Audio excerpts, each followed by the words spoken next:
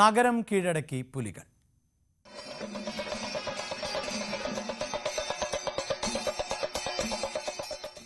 ശക്തന്റെ തട്ടകത്തിൽ പുലികൾ ഇറങ്ങി. അരമണി കിലുക്കി ചുവട് വെച്ച പുലികൾ ഇറങ്ങിയതോടെ ആവേശ കൊടുമുടിയിലായി കാഴ്ചക്കാർ.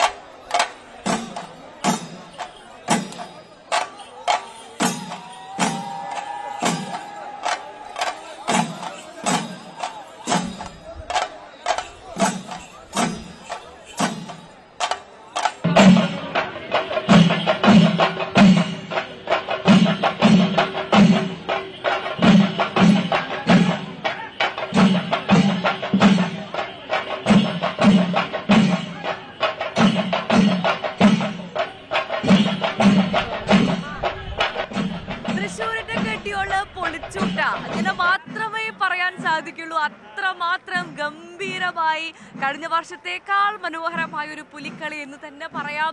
നമുക്കറിയാം, കഴിഞ്ഞ വർഷത്തേക്കാൾ 9 സംഘങ്ങളാണ്, പുലി സംഘങ്ങളാണ് ഇത്തവണ ശക്തന്റെ മണ്ട കീഴടക്കാൻ വേണ്ടി ഇറങ്ങിയത്. അവർക്കുള്ള കേന്ദ്ര സംസ്ഥാന സർക്കാരിന്റെ സഹായമൊക്കെ വലിയ തരത്തിൽ ആ പുലി സംഘങ്ങളെ സഹായിച്ചിട്ടുണ്ട് എന്ന കാര്യത്തിലും സംശയമില്ല. എന്തായാലും ഇത്തവണത്തെ പുലിക്കളി അത് ഗംഭീരമായി എന്ന് തന്നെ ഉറപ്പിച്ച് പറയാൻ സാധിക്കും. അത്രമാത്രം വർണ്ണാഭമായ കാഴ്ചയ്ക്കാണ് അല്പം മുൻപ് പോലും നമ്മുടെ ശക്തന്റെ മണ്ണ് ഈ തൃശ്ശൂര് അത് സാക്ഷ്യം വഹിച്ചത്.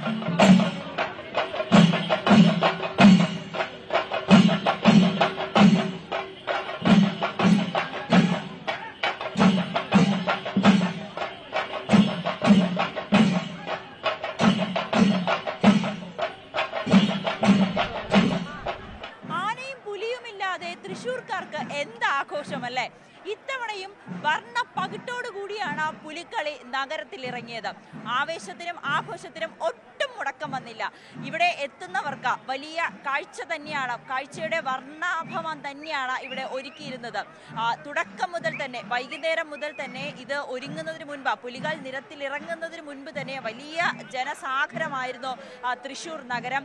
ഓരോ പ്രാവശ്യവും കഴിഞ്ഞ തവണത്തെക്കാളും ഏതൊക്കെ രീതിയിൽ മാറ്റം കൊണ്ടുവരാം, എന്തൊക്കെ പുതുമ കൊണ്ടുവരാം എന്ന് തന്നെയാണ് ഇത്തവണയും ഓരോ ദേശക്കാരും അതിന് തന്നെയാണ് കൂടുതൽ പ്രാധാന്യം നൽകിയതും. ആ കാഴ്ചകൾ തന്നെയാണ് ഇന്ന് നമ്മൾ സ്വരാജ് ഗ്രൗണ്ടിൽ കാണുകയും ചെയ്തിരിക്കുന്നത്. എന്തായാലും അടുത്ത തവണയും ഇതിനേക്കാൾ കൂടുതൽ ഭംഗിയാക്കാം എന്ന് തന്നെയാണ് ഓരോരുത്തരും, ഓരോ ദേശക്കാരും ആ രീതിയിലുള്ള പദ്ധതികളെല്ലാം ഇട്ടുകൊണ്ട് തന്നെയാണ് മുന്നോട്ട് പൊക്കോണ്ടും ഇരിക്കുന്നത്. എന്തായാലും വലിയ ആവേശം തന്നെയാണ് ഇപ്പോഴും ഈ സ്വരാജ് ഗ്രൗണ്ടിൽ നിറഞ്ഞു തൂകുന്നത്.